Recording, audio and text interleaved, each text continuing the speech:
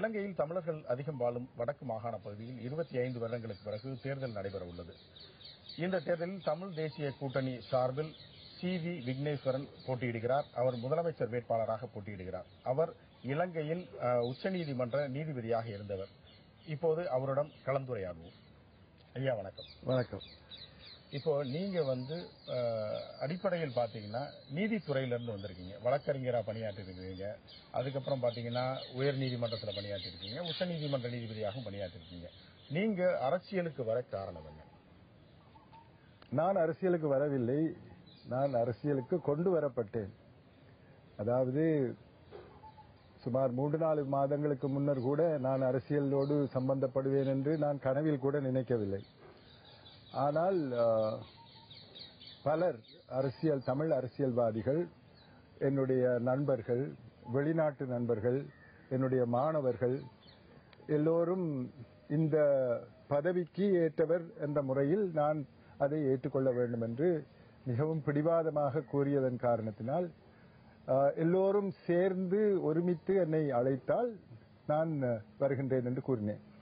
ஆகவே 5 கூட்டு கட்சிகளை கொண்ட இந்த இலங்கை தமிழ் தேசிய கூட்டமைப்பின் சகலரும் சேர்ந்து என்னை அழைத்ததால் நான் இதற்கு வந்தேன். இப்ப நீங்க ஒரு நீதி அரசரா இருந்திருக்கீங்க. அரசாங்கம் தொடர்பான வழக்குகள், தமிழர்கள் தொடர்பான வழக்குகள், பல்வேறு வழக்குகளை நீங்கள் கையாண்டிருப்பீர்கள். ஆனால் இந்த பகுதி மக்களுக்கு, அதாவது வடகிழக்கு மாகாணத்தில், அதாவது வடக்கு மாகாணத்தில் குறிப்பாக வாழக்கூடிய தமிழர்களுக்கு ஒரு 20-30 ஆண்டுகளாக பல்வேறு பிரச்சனைகள் இருந்து வந்திருக்கிறது. இந்த அரசியல் அமைப்பே வேறு மாதிரியாக இருந்திருக்கிறது. இந்த சூழலில் நீங்கள் புதிதாக அரசியலுக்கு வந்திருக்கிறீர்கள். நீங்கள் இந்த மக்களுக்கு என்ன செய்ய முடியும் என்று நினைக்கிறீர்கள்? அதாவது 13வது திருத்தச் சட்டம் இந்தியாவினுடைய அனுசரணையோடு தான் கொண்டு வரப்பட்டது. ஆனால் இந்தியா கேட்டுக்கொண்டதற்கு இணங்க அல்லது அதன் அடிப்படையில் இந்த சட்டத்தை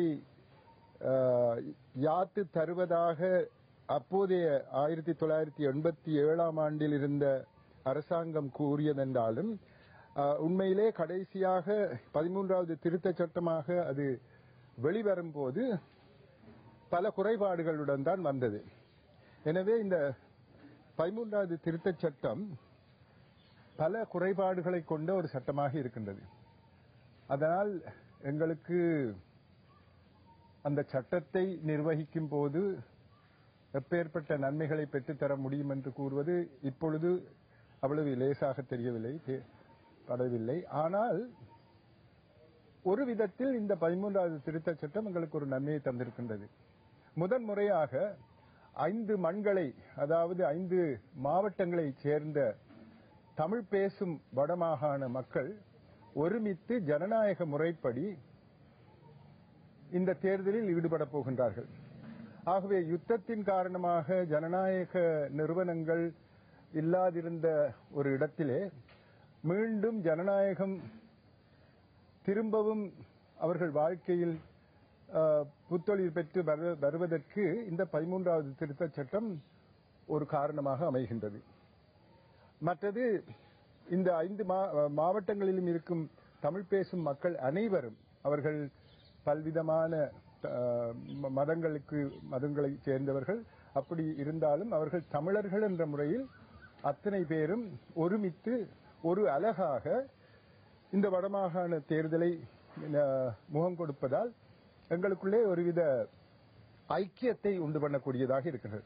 எனவே நாங்கள் இந்த ஐக்கியமும் ஜனநாயகமும் தான் எங்களுக்கு ஒரு இப்பொழுது இருக்கும் முக்கியமான நன்மைகள் என்று கருத முடியும். எந்த அளவுக்கு அந்த 13வது திருத்தச் சட்டத்தை எங்களால் நிர்வகித்து நன்மைகளை பெற்றுத்தர முடியும் என்பது வருங்காலத்தில் தான் என்னால் கூற முடியும். இந்த 13வது அரசியல் சட்டத்தை பொறுத்தவரை அதில் ஒரு பல்வேறு குறைபாடுகள் இருப்பதாக தமிழ் அமைப்புகள் சொல்கிறார்கள். அதே போல இந்த சட்டத்தில் உள்ள அனைத்து ஷரத்துகளையும், அதாவது ஏற்கனவே இந்த 13வது அரசியல் சட்டத்தில் உள்ள ஷரத்துகளை நிறைவேற்றுவதற்கு இந்த அரசு சில கட்டுப்பாடுகளை, அதாவது சில விஷயங்களை நீக்க வேண்டும் என்றெல்லாம் அங்குள்ள இலங்கையில் உள்ள எதிர்க்கட்சிகள், பிரதான எதிர்க்கட்சிகளும் சொல்கின்றன. எதிர்க்கட்சி மாத்திரமில்லை, அரசாங்க கட்சியும் தான் சொல்கின்றன. இந்த சூழலில் இந்த 13வது அரசியல் சட்டத்திலேயே பல்வேறு பிரச்சனைகள் இருக்கும்போது இந்த சட்டத்தையாவது நடைமுறைப்படுத்த முடியும் என்று நினைக்கிறீர்களா? இந்த தேர்தலுக்கு பிறகு நீங்கள் வெற்றி பெற்று இதுவரை காலமும் அது நடைமுறைப்படுத்தப்பட்டு வந்தது. ஆனால் தெற்கில் உள்ள சிங்களம் பேசும் மக்கள் பெருவாரியாக இருக்கும் 7 மாகாணங்களில் அது நடந்தது. பிறகு கிழக்கு மாகாணத்தில் சிங்கள மக்களும் சேர்ந்திருக்கும் 3 இனத்தவரும் சேர்ந்திருக்கும் அந்த மாகாணத்தில் நடைபெற்றது. இப்போது வடமாகாணத்தில் இது நடக்கும் போதுதான் இதனுடைய உண்மையான தாக்கம் நாட்டுக்கு தெரிய போகின்றது.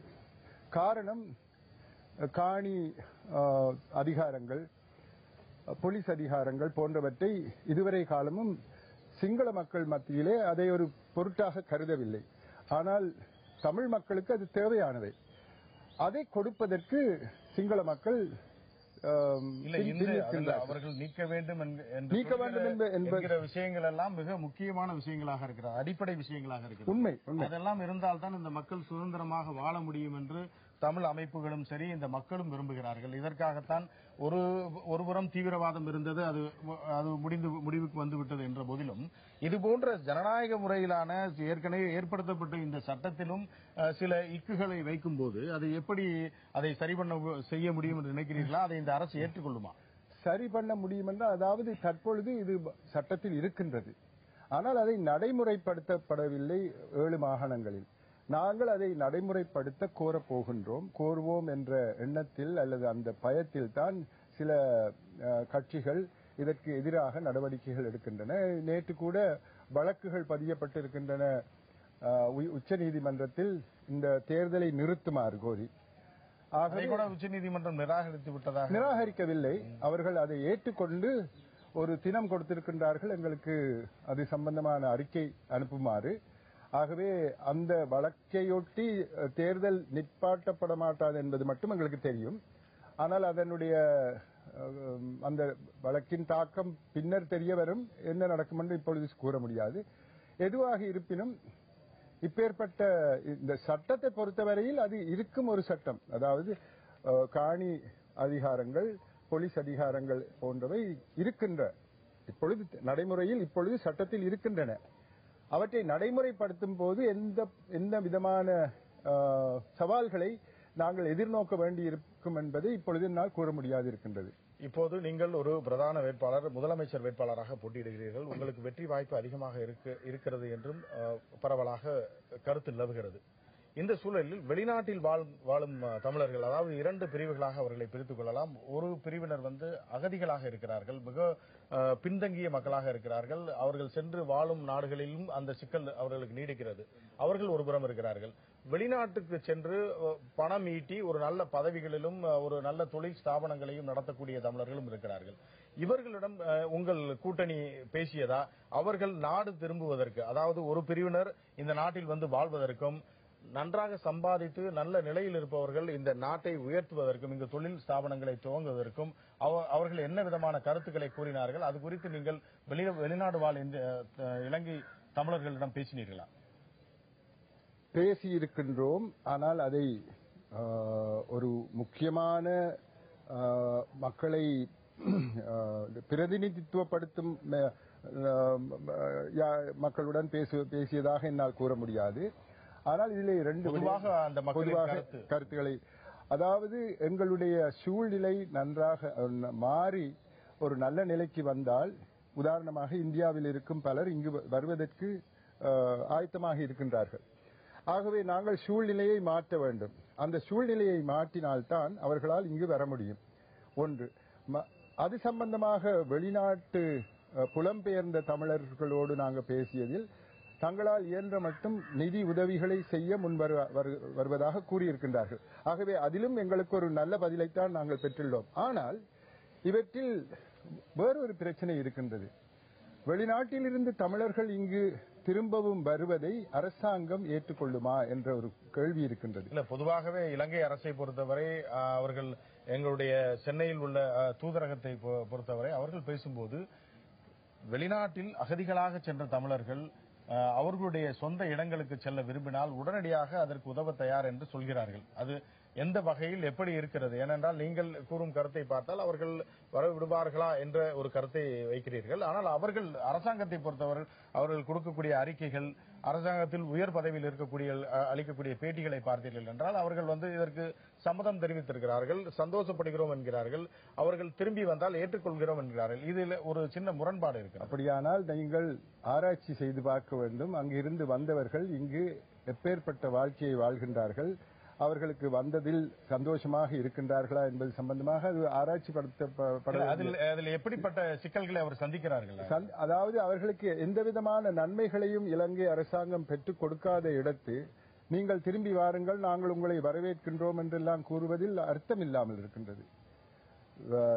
அதாவது அர்த்தமுள்ள ஒரு திரும்புதல் என்றால் அதற்கு ஏற்றவாறு அவர்களுக்கு நன்மைகள் பயக்கும் வண்ணம் நடவடிக்கைகள் எடுக்க வேண்டும். அவ்வாறு நடவடிக்கைகள் எடுக்கப்பட்டிருக்கின்றன என்பதை பற்றி நீங்கள் தான் ஆராய்ந்து பார்த்து எனக்கு சொல்ல வேண்டும். நான் அரசியலுக்கு புதிய நீங்கள் இந்த தேர்தலுக்கு பிறகு அது ஒரு முக்கியமான பிரச்சனை. அவர்களை வரவழைக்க வேண்டும், அதற்குரிய சூழலை ஏற்படுத்த வேண்டும் என்பதில் எங்களுக்கு பிரச்சனை இல்லை.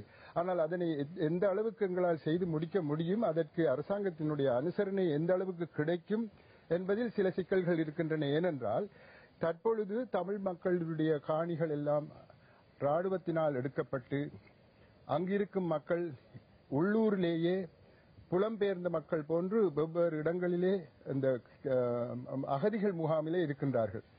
அப்பேற்பட்ட ஒரு நிலையில் எங்களுடைய தற்போது இருக்கும் மக்கள் கஷ்டப்பட்டுக் கொண்டு இருக்கும் போது வெளியில் இருந்து வரும் தமிழ் மக்களுக்கு என்னென்ன நன்மைகள் கிடைக்குமோ என்று நாங்கள் யோசிக்க வேண்டும். அரசாங்கம் சொல்லுவது எப்படியோ இருக்குதோ எனக்கு தெரியாது, நடைமுறையில் என்னவாறு இருக்கின்றது, அப்படி வந்தவர்களுக்கு நல்ல நிலையில் அவர்கள் இருக்கின்றார்களா என்பதை நீங்கள் அறிந்து எனக்கு சொல்லுங்கள். அப்போ நீங்கள் கூறும் கருத்துக்களை பார்த்தால் முதல் கட்டமாக என்ன செய்ய முடியுமோ அதை திட்டமிட்டிருக்கிறீர்கள்.